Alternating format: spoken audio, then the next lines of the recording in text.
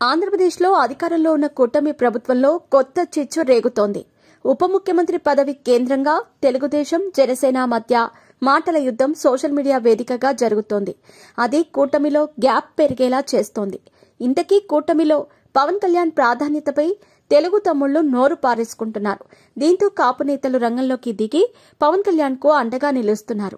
ఉప ముఖ్యమంత్రిగా పవన్ కళ్యాణ్ ఉండగా తాజాగా టీడీపీ నేతలు నారా లోకేష్ ను డిప్యూటీ సీఎం చేయాలని డిమాండ్ చేస్తున్నారు.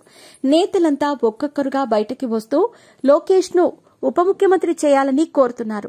పవన్ కళ్యాణ్ కు కేంద్ర పెద్దల వద్ద ఎక్కువ ప్రాధాన్యత లభించడం వంటి కారణాలు కూడా తెలుగుదేశం నేతలను జీర్ణించుకోలేకుండా చేస్తోంది. అందువల్లే ఈ వ్యాఖ్యలు చేస్తున్నట్టు కొంతమంది కాపు నేతలు వ్యాఖ్యానిస్తున్నారు. ఇప్పటికే AP assembly deputy speaker Undi MLA Raghuramaraju ఈ విషయాన్ని మొదటగా ప్రస్తావించారు.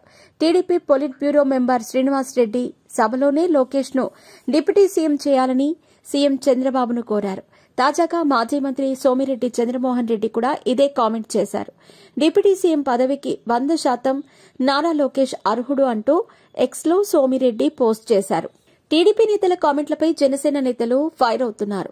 నారా లోకేష్ ను ఎలాగైనా డిప్యూటీ సీఎంగా చూడాలని టీడీపీ అనుకూల మీడియా ఆరాటపడుతోందని జనసేన నేతలు ఎద్దేవా చేస్తున్నారు.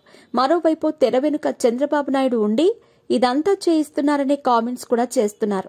ముందు నుంచి చంద్రబాబు నమ్మిన వాళ్లను మోసం చేయటం ముందు నుంచే అలవాటుందంటున్నారు. పిల్లనిచ్చిన మామనే వెన్నుపోటు పొడిచిన చరిత్ర చంద్రబాబు సొంతం. అప్పట్లో వాజ్పేయి, ఆ తర్వాత నరేంద్ర మోడీలను వాడుకొని వారినే బద్నాం చేసిన చరిత్ర చంద్రబాబుది అంటూ ఏకిపారేస్తున్నారు.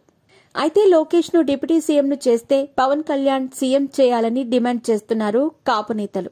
ఇప్పటికే రాజకీయ నేతగా చంద్రబాబుకి వయసైపోయిందని అంటున్నారు. ఆయనకు రిటైర్మెంట్ ఇచ్చి పవన్ కు ఆ బాధ్యతలు అప్పజెప్పాలని చురకలంటిస్తున్నారు జన సైనికులు.